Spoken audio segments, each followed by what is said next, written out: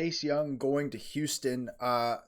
Washington's kind of pigeonholed themselves a little bit with this contract situation. Obviously, we know they've invested very heavily into their defensive front. They've already locked up John Allen. They've already locked up Deron Payne for the future. Now they come into this offseason with the two guys on the edge, and Montez Sweat and Chase Young both as impending free agents. Chase Young is balling right now. I believe he's somewhere in the top 10 in pressures so far this season.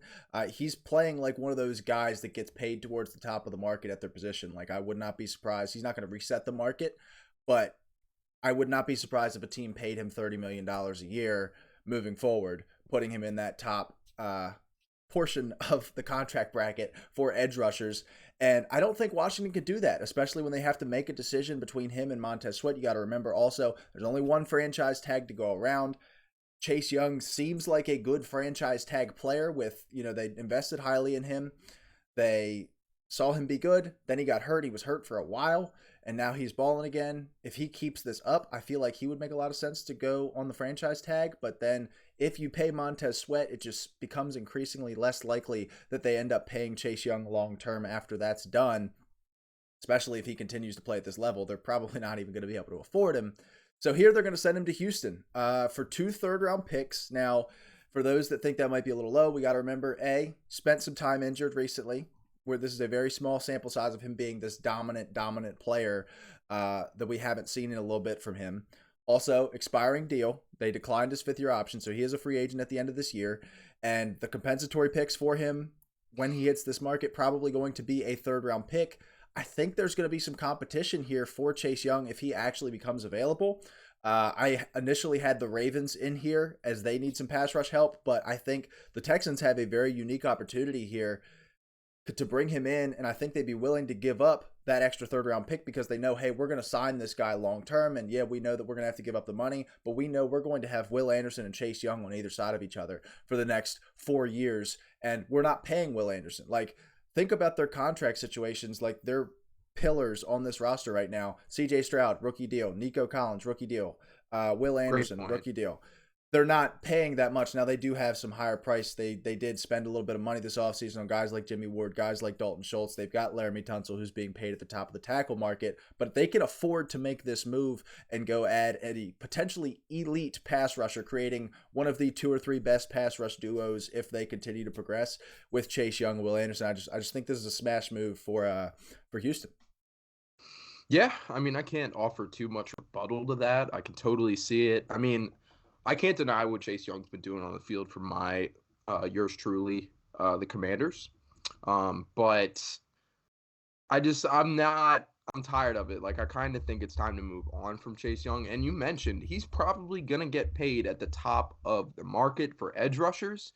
And we've already got a guy in Montez Sweat who outperformed Chase. I know Chase Young was banged up for most of the season last year.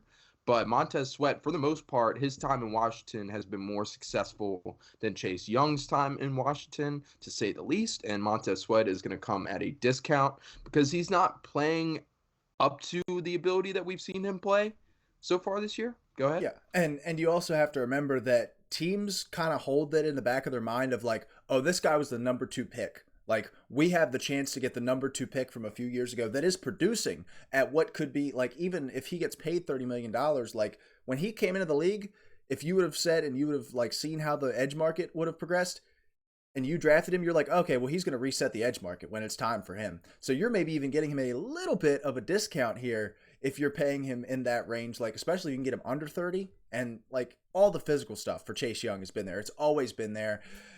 And it's just been a matter of staying healthy. It's been a matter of if his mind's in it.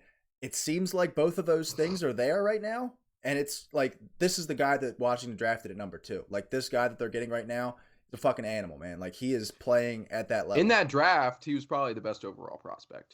Yeah, I mean, like, Burrow definitely is a little difficult because quarterback, but quarterbacks get pushed up the board. But, like, I'm not going to sit here and tell you that Chase Young wasn't the best non-quarterback prospect in that draft, because he absolutely was. Like, he was getting the Nick Bosa comparisons, the Joey Bosa comparisons, the Myles Garrett, like all of those premium edge rushers from years past that got picked at the top of their draft. Chase Young was getting compared to those guys, and rightfully so.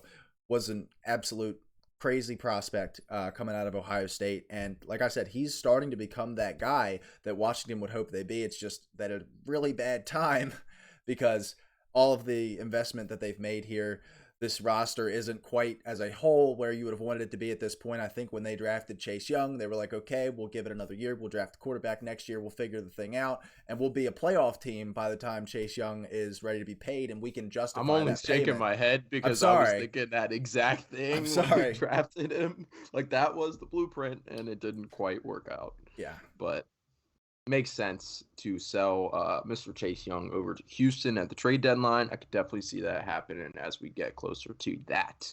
And I mean, Will Anderson and Chase Young for the foreseeable future would be scary, to say the least. On a D'Amico Ryans defense too. The defense is playing really well right now, by the way, too.